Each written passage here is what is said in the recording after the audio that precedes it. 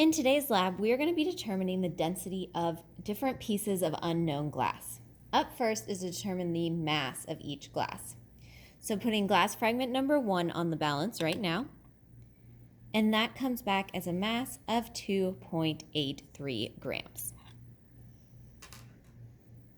Putting glass fragment number 2 on the balance now, and coming out with a mass of 2.39 grams for that one.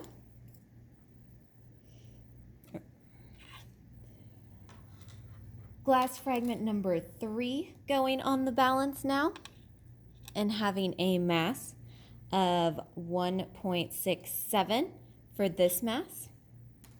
And last but not least, for glass fragment number 4 going on the balance, it's going to have a mass of 1.32 grams. Now, as you know, the other thing necessary in order to get the density of something is to know the volume of that substance. Now, these glass fragments are small and irregularly shaped, which can make getting the density and volume very difficult.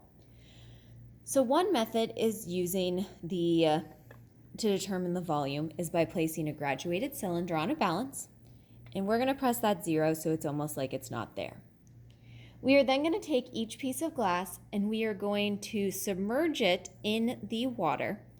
However, we're not going to let it sink to the bottom. We're not going to let it touch the sides. All it's going to do is be suspended in the middle, and that's going to get us the mass of the displaced water. So for glass fragment number 1, suspending it down in there, not letting it touch the sides, just having it kind of float in there. As it wiggles around, it does change the numbers slightly, but we're coming in at 0.89 grams for glass fragment number 1. Now you notice when I take it out, our number dropped a little bit because I took some water with my glass fragment on accident. So we want to press that 0 button again to start from scratch. So now that we are back to 0, we can put piece number 2 in there. This is glass fragment number 2 being suspended. And as that one goes in, it is at 0.93 as the volume for that one. Repeat with the zeroing it back out again to make sure we're getting accurate measurements. Submerging glass piece number 3 in there now, glass piece number 3 in there now, and we're getting 0.55 grams of that one, 0.55 grams, and then we're going to zero it out one last time in order to do glass fragment number 4.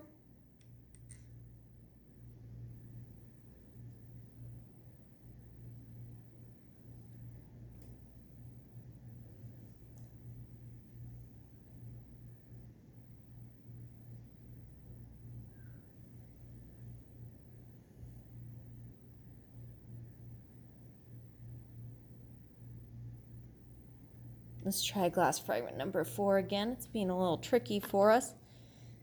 I'm going to straighten my suspension out a little bit. Hopefully that helps.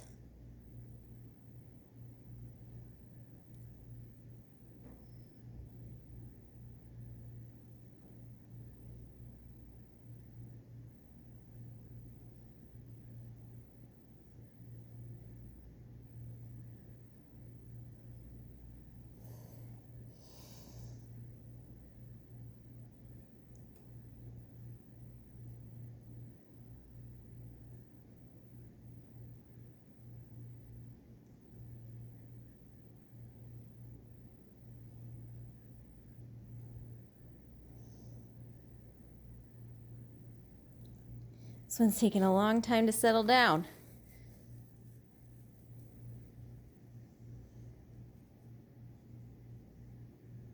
We're going to call that 0.47. 0.47 for that one as the mass of the volume displaced. Now remember, mass of volume displaced is equal to the volume of the glass. So we're going to just keep those same numbers that we just got as the volume of our glass. And then it is up to you to determine the density of the glass.